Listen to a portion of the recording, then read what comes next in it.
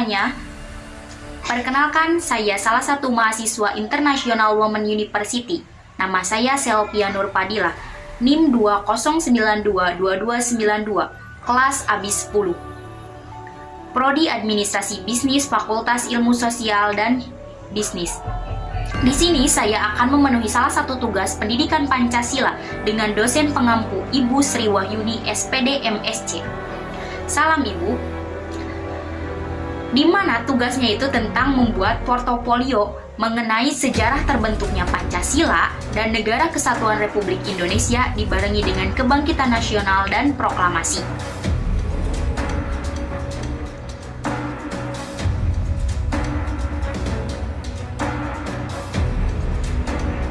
Terbentuknya Negara Kesatuan Republik Indonesia ditandai dengan 3 peristiwa penting. Pertama, sejarah lahirnya Pancasila dengan terbentuknya BPUPKI dan PPKI.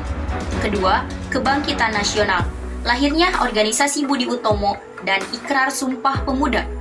3. Proklamasi, ditandai dengan sekutu menjatuhkan bom di kota Nagasaki dan Hiroshima di negara Jepang.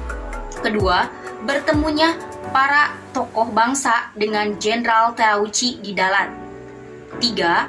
Peristiwa Jepang menyerah kepada negara Amerika Serikat di kapal USS Missouri.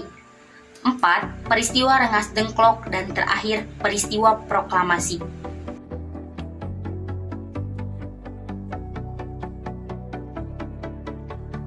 Sejarah Pancasila diawali dengan pembentukan BPUPKI.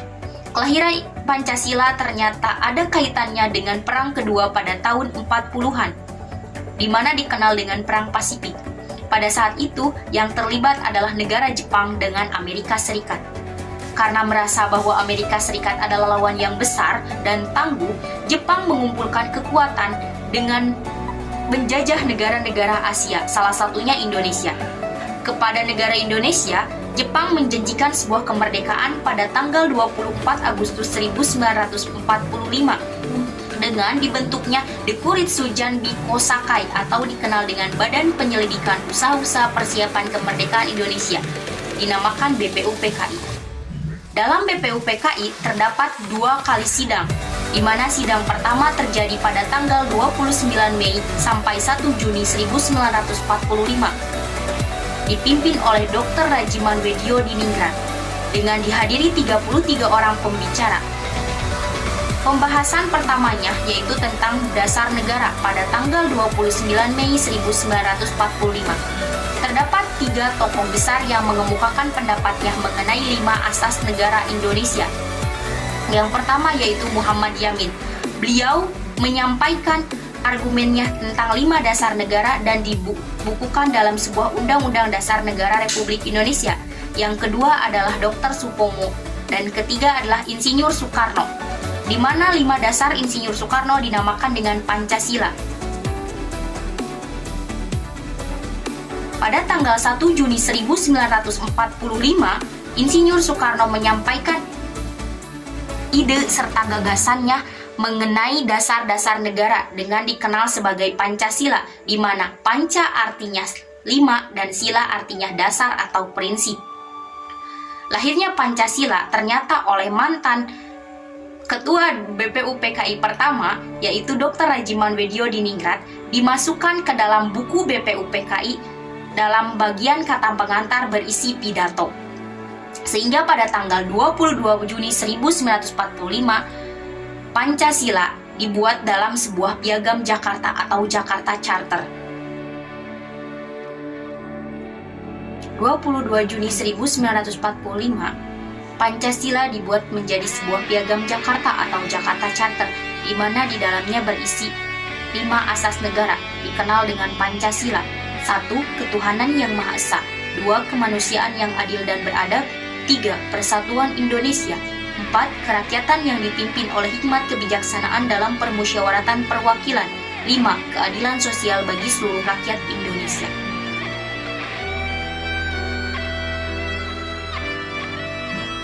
Selanjutnya yaitu sidang BPUPKI kedua, terlaksana pada tanggal 10 sampai 16 Juli 1945, di mana di dalamnya membahas tentang panitia kecil atau panitia 9 yang beranggotakan Insinyur Soekarno, Muhammad Hatta, Abi Kusno Tejokro Sujoso, Agus Salim, Wahid Hasim, Muhammad Yamin, Abdul Kahar Muzakir, Amarawis, dan Bapak Subarjo.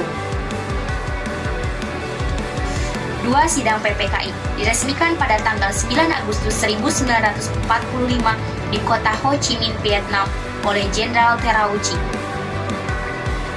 di mana di dalamnya terlaksana 4 sidang pada tanggal 18 sampai 22 Agustus 1945.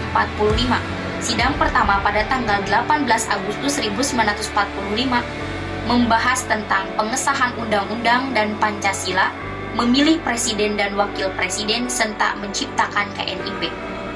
Sidang tanggal 19 Agustus 1945 membahas tentang 8 provinsi dan 12 kementerian departemen.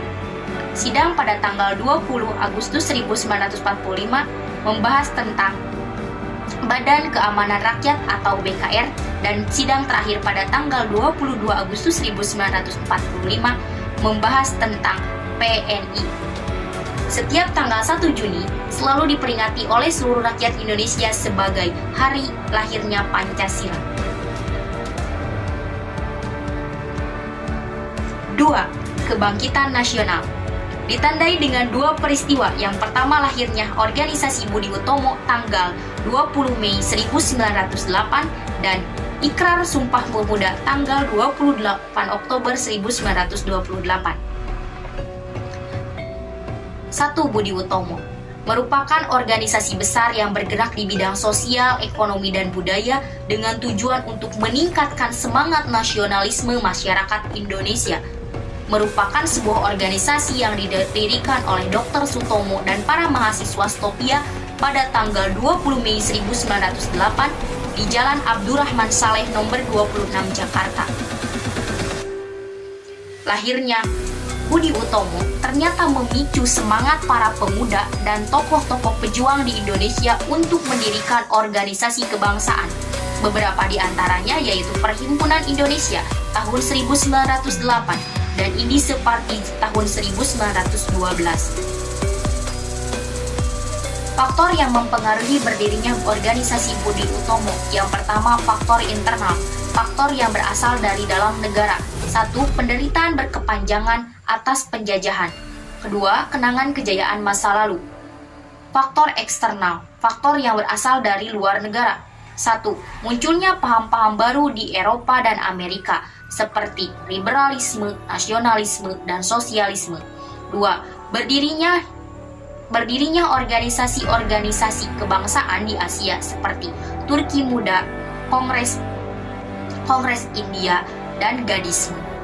3. Kemenangan Jepang atas Rusia dalam Perang Jepang-Rusia menyadarkan negara-negara di Asia untuk melawan negara Eropa atau negara Barat. Selanjutnya yaitu Ikrar Sumpah Pemuda. Terdapat 3 kali rapat mengenai Sumpah Pemuda.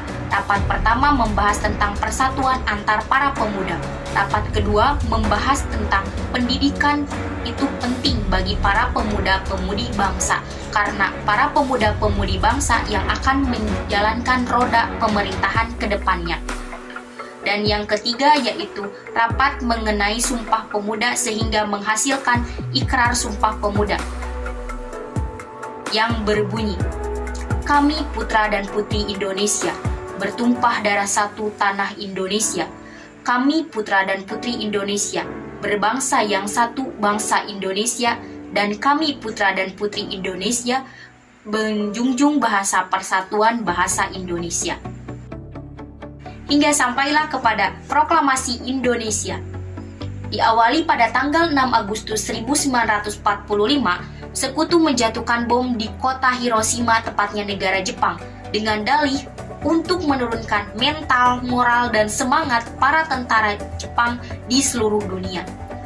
Selang 3 hari, pada tanggal 9 Agustus 1945, Sekutu menjatuhkan bom kembali di kota Nagasaki, Jepang, dan pada akhirnya Jepang menyerah kepada Sekutu.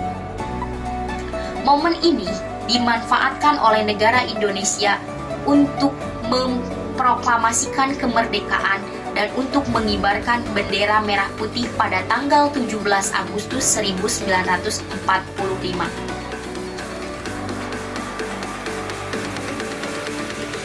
Pada tanggal 12 Agustus 1945, Jenderal Terauchi Didalat dan tiga tokoh utama atau tiga tokoh bangsa bertemu dan melakukan sebuah perjanjian bahwa Jepang akan memberikan kemerdekaan kepada Indonesia beberapa hari dari hasil sidang tim PPKI. Kemudian pada tanggal 14 Agustus 1945, ternyata Jepang menyerah kepada sekutu, menyerah bahwa mereka kalah di kapal USS Mousari. Tapi Jepang tidak melepaskan kekuasaannya terhadap Indonesia secara langsung, karena mereka telah berjanji akan mengembalikan kekuasaan Indonesia kepada sekutu.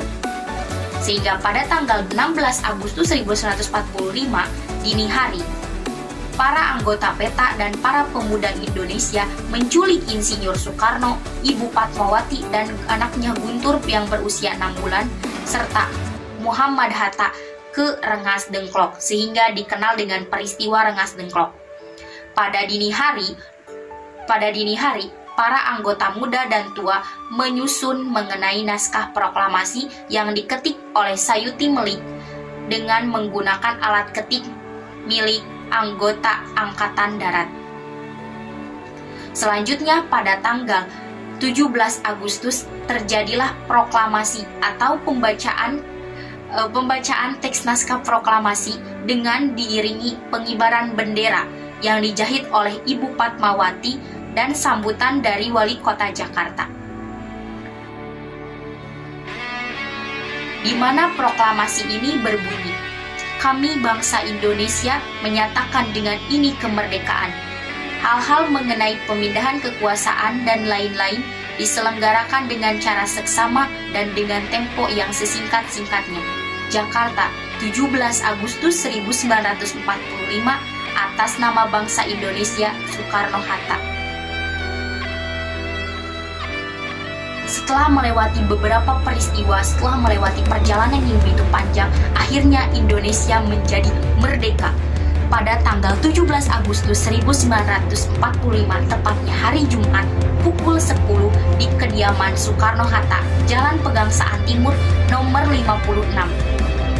Dan sampai saat ini, kenangan kemerdekaan itu selalu diperingati oleh seluruh rakyat Indonesia dengan diadakannya sebuah kegiatan-kegiatan kemasyarakatan yang menumbuhkan rasa solidaritas, menumbuhkan rasa gotong royong, dan menumbuhkan sifat nasionalisme dan patriotisme dalam diri setiap bangsa atau setiap rakyat Indonesia.